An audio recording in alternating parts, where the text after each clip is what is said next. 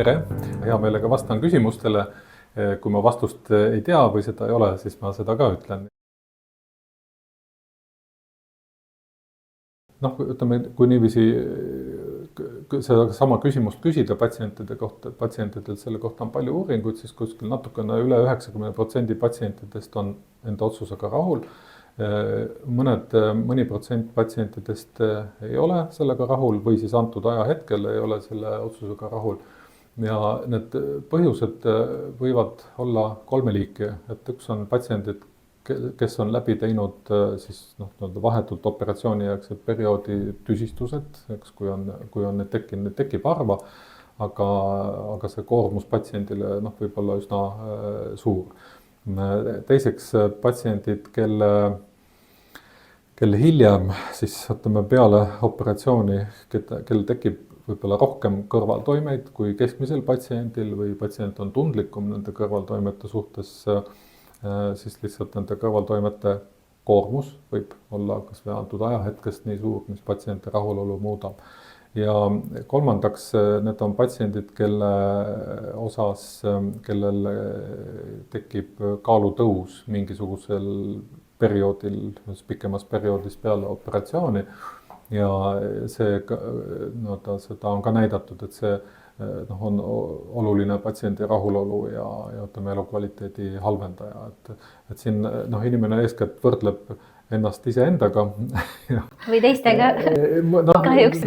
Pigem iseendaga erinevatel ajaperioodidel ja mõnikord siin on patsiendid, kelle osas kellel püsib märkimisväärne kaalulangus, mitukümmend kilo, aga nad on fikseerunud aega, kus nad olid võib-olla tänasest veel 20 kilo kõrgemad ja siis loomulikult see tekitab muret ja sellist rahulolematust. Need on sellised põhilised olukorrad, et opijärgsed tühistused, pikaajaliste kõrvaltoimete kuhjumine mõne patsiendi peal ja siis hilisem kaalutõus, mis rahulolu võib vähendada. Kui veel võib edasi kommenteerida, siis mõnda nendest, mis puudutab kõrvaltoimeid näiteks, siis nendega tegelikult saab hakkama, need on ravitavad ja nendega ei pea elama.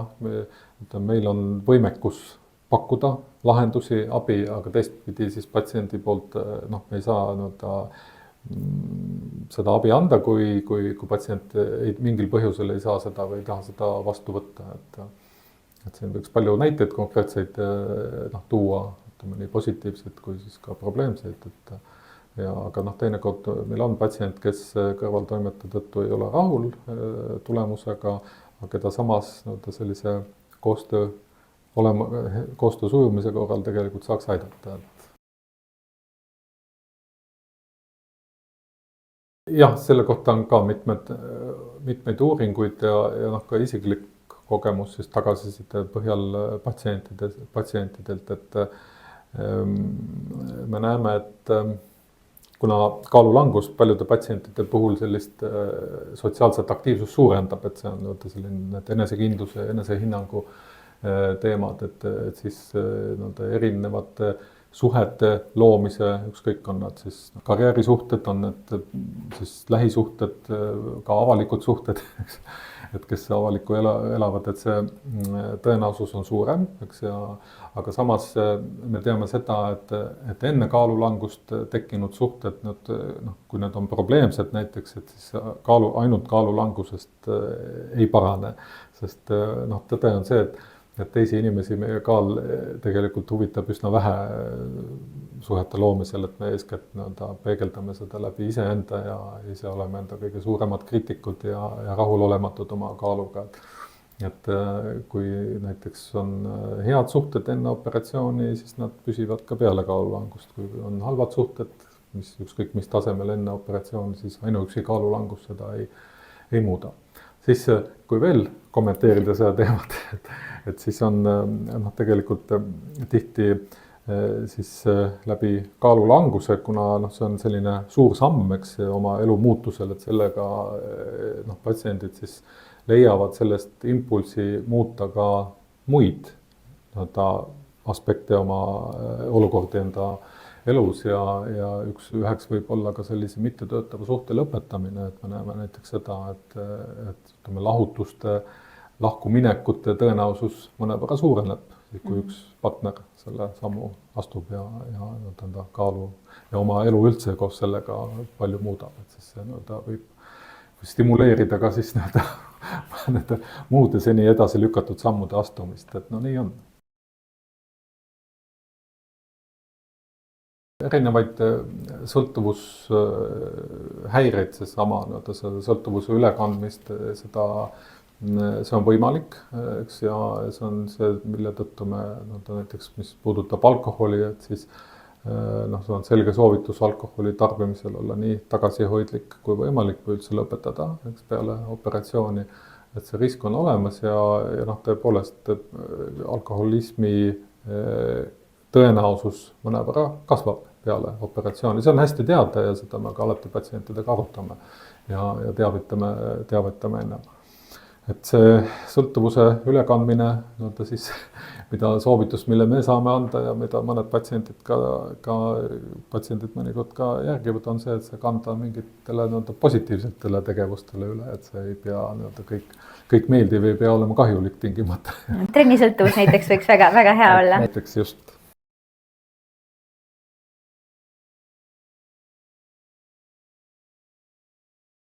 Meie teeme koostööd Ülemiste psühhiaatria kliinikuga, et kui meil psühholoogi tasemel või psühhiaatri tasemel meile tundub, et patsient vajaks konsultatsiooni, aga meil endal on väga hea vaimse tervise õde tiimis, kelle abil me saame enamus nendest olukordadest ära lahendada ja mis füsioteraapiat puudutab siis või siis räägime liikumist ja treenimist peale operatsiooni, et siis on Kendra Vaino on meie tiimis treenerina, et kellele me kõigil patsientidel soovitame, kellega konsulteerida. Aga neid on kindlasti veel, et Eestis, et ma ei tea kedagi, kes oleks päris fokusseerunud nendele patsientidele, sellise taustaga inimestele, aga paljudel kokkupuuted ja patsientidelt ma saan ka tagasisidet, aga nii siis negatiivsetest kogemustest kui positiivsetest kogemustest on kindlasti neid, kes veel head nõu oskavad patsientidele anda. Rasedus peale maovähendusoperatsiooni on tavaline, enamus meie patsientidest on viljakas eas naised ja ma arvan, et tänaseks Eestis on sündinud mitusada last peale ema maovähendusoperatsiooni. Et mida me teame on see, et kaalulangus suurendab normaalse rasestumise tõenäosust, vähendab rasedusriske loote ema jaoks ja suurendab ka siis normaalse sünnituse tõenäosust, keiskrilõigete tõenäosus või vajadus langeb.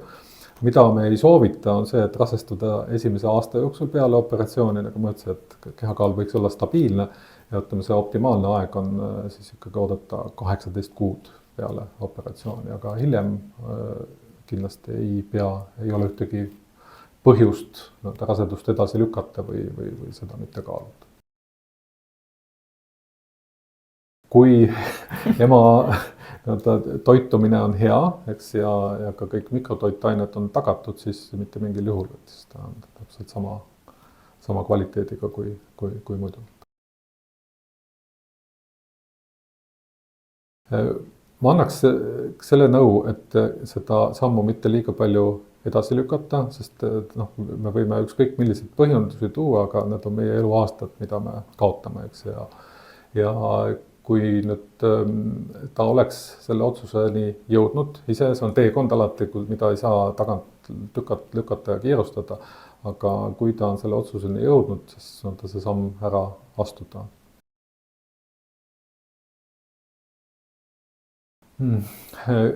Üks nendest on kindlasti see, et või hirm selle ees, et kuidas hakkama saadakse ja kuidas kohanetakse eluga peale operatsiooni, et operatsiooni eelselt üritamegi ära kaardistada patsientide harjumused, eks, ja selgitada, et mida tasub muuta, mida on vaja muuta oma igapäevases elus ja tavaliselt selle käigus selgub, et on tegelikult väga palju seda, mida ei tasu torkida ja mis on juba hästi ja optimaalne ja siis keskenduda sellele, mida muuta.